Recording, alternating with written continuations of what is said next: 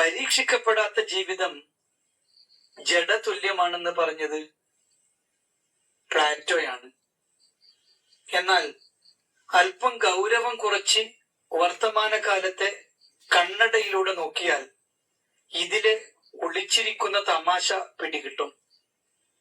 കാരണം ജീവിതത്തിൽ ഒരൊറ്റ പരീക്ഷയും അഭിമുഖീകരിക്കാത്ത ഒരാളെ ഈ ഭൂലോകത്ത് തപ്പിയെടുത്താൽ കാണാൻ കിട്ടുമോ? ഇല്ല. സ്കൂളിലെ ക്വാർട്ടർലി, ഹാഫ്ലി പരീക്ഷകളിൽ തുടങ്ങി ജീവിതം അവസാനിപ്പിക്കുന്നത് ബ്ലഡ് ഷുഗറും കൊളസ്ട്രോളും അളക്കുന്ന ലബോറട്ടറി പരീക്ഷകളിലാണ്. സ്വയം പരീക്ഷിക്കാത്ത ജീവിതത്തിന്റെ ലക്ഷണങ്ങൾ ദിനചര്യയിലെ യാന്ത്രികത.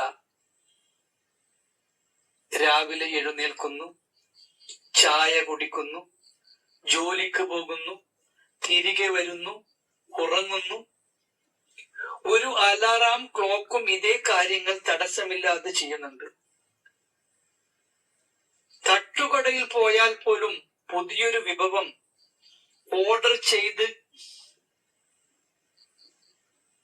അത് കഴിക്കാൻ ഭയക്കുന്ന, അല്ലെങ്കിൽ 10 കൊല്ലമായി കഴിക്കുന്ന മസാല ദോശ തന്നെ വീണ്ടും ഓർഡർ ചെയ്യുന്ന സ്ഥിതി. ഇതൊക്കെ ഒരു കംഫർട്ട് സോൺ ഭ്രമമാണ്. ലൈഫിൽ ഒരൽപ്പം റിസ്ക് എടുക്കാൻ പറഞ്ഞാൽ അയ്യോ അതിനൊന്നും എന്നെ കിട്ടില്ല എന്ന് പറഞ്ഞ് പിന്മാറുന്ന സുരക്ഷിതത്വ ചിന്ത. ജീവിതത്തിൽ ഇടയ്ക്കൊക്കെ ചെറിയ പരീക്ഷണങ്ങൾ അഥവാ 8ന്റെ പണികൾ ഉണ്ടാകുമ്പോഴാണ് രക്തയോട്ടം ഒന്ന് കൂടുന്നത്.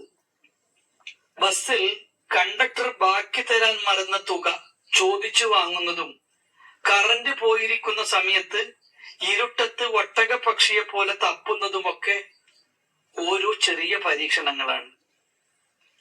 ഇത്തരം പരീക്ഷണങ്ങളില്ലെങ്കിൽ നമ്മുടെ അവസ്ഥ 1ാം ക്ലാസ്സിൽ തുന്നിവെച്ച സ്കൂൾ ബാഗ് പോലെയായിരിക്കും. സുരക്ഷിതമായിരിക്കും അവ, പക്ഷെ ഒന്നിനും ഉപയോഗപ്പെടില്ല. ചുരുക്കത്തിൽ അല്പം അമളികളും തോൽവികളും തിരിച്ചടികളും ഉണ്ടാകുമ്പോഴാണ് ഒരു മനുഷ്യൻ ജീവനുള്ളവനായി മാറുന്നത്. അതുകൊണ്ട് പരീക്ഷകളെ പേടിക്കേണ്ടതില്ല. തോറ്റാൽ വീണ്ടും എഴുതാം, അല്ലെങ്കിൽ ഫെയിലാകാനുള്ള സ്വാതന്ത്ര്യമെങ്കിലും ഈ ജീവിതം നമുക്ക് തരുന്നുണ്ട്.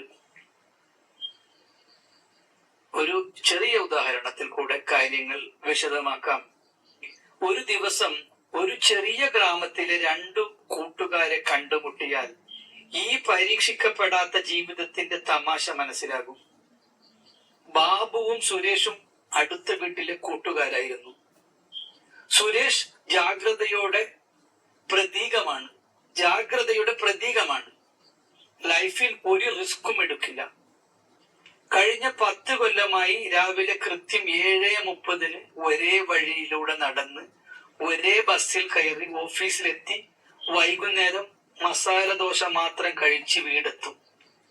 സുരേഷിന്റെ ജീവിതം ഒരു കലണ്ടർ പോലെ കൃത്യവും എന്നാൽ ഒരു ന്യൂസ് പേപ്പർ പോലെ പഴയതുമായിരുന്നു. എന്നാൽ ബാബു അങ്ങനെയല്ല. പരീക്ഷണങ്ങളുടെ തമ്പുരാനാണ്. ജീവിതം ഒന്ന് പരീക്ഷിച്ചു നോക്കാം എന്ന് കരുതിയിറങ്ങുന്ന കക്ഷി. ഒരു ദിവസം ബാബു ഒരു പുതിയ യൂട്യൂബ് വീഡിയോ കണ്ട് വീട്ടിൽ ഓർഗാനിക് സോപ്പ് ഉണ്ടാക്കാൻ പരീക്ഷണം തുടങ്ങി. ഫലമോ? സോപ്പിന് പകരം ഉണ്ടായി വന്നത് പുകപടലങ്ങളും. അത് കഴുകിക്കളയാൻ നോക്കിയപ്പോൾ കാൽ വഴുതി വീണ് ബാബുവിന്റെ കാലിനൊരു ചെറിയ പ്ലാസ്റ്ററും. അടുത്ത ദിവസം സുരേഷ് ബാബുവിനെ കാണാൻ വന്നു. കാലിൽ പ്ലാസ്റ്ററും ഇട്ട് ഇരിക്കുന്ന ബാബുവിനെ നോക്കി സുരേഷ് ചിരിച്ചു. കണ്ടോ ബാബു, ഞാൻ പറഞ്ഞില്ലേ, മിണ്ടാതിരുന്നാൽ ഒരു പ്രശ്നവും വരില്ല. എന്നെ നോക്ക്, 10 കൊല്ലമായി എനിക്ക് ഒരു അമളിയും പറ്റിയിട്ടില്ല, ഒരു പ്ലാസ്റ്ററും ഇടേണ്ടി വന്നിട്ടില്ല. ബാബു പുഞ്ചിരിച്ചുകൊണ്ട് തന്നെ പറഞ്ഞു, അത് ശരിയാണ് സുരേഷ്. പക്ഷെ ഈ 10 കൊല്ലത്തിനിടയിൽ നിനക്ക് ഓർക്കാൻ തക്കതായി എന്തെങ്കിലും സംഭവിച്ചിട്ടുണ്ടോ?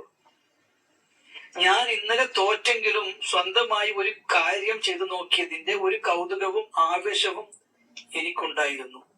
നിന്റെ ജീവിതം ടെലിവിഷനിലെ സ്റ്റാൻഡ് ബൈ മോഡ് പോലെയാണ്. ഓണാണെന്ന് പറയാം, പക്ഷെ ഒരു പരിപാടിയും ഓടുന്നില്ല. സ്വന്തം സുരക്ഷിതത്വത്തിൽ ഒതുങ്ങിക്കൂടി ഒരു പരീക്ഷണത്തിനും മുതിരാതിരുന്നാൽ ജീവിതത്തിൽ വീഴ്ചകൾ ഉണ്ടാകില്ല എന്നത് സത്യമാണ്. പക്ഷെ ഒരു അമളിയും പിണയാത്ത ആ ജീവിതത്തിന് ഒരു പഴയ സ്റ്റാച്യുവിന്റെ ജീവനില്ലായ്മ മാത്രമേ കാണൂ.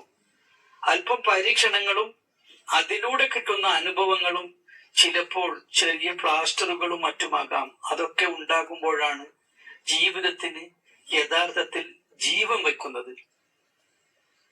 തോമസ് ആൽവ എഡിസൺ തന്നെയാണ് ഈ ആശയത്തിന് ഏറ്റവും അനുയോജ്യമായ ഉദാഹരണം. ആയിരക്കണക്കിന് തവണ തോറ്റിട്ടും പരീക്ഷണം എന്ന വാക്കിനെ ജീവിതചര്യയാക്കി മാറ്റിയ ആളാണ് അദ്ദേഹം. എഡിസണിന്റെ ജീവിതത്തെ ഈ വിഷയവുമായി ബന്ധിപ്പിച്ച് നമുക്ക് ഇങ്ങനെ കാണാം. തോൽവികളുടെ സെഞ്ചുറി അടിച്ച മഹാൻ.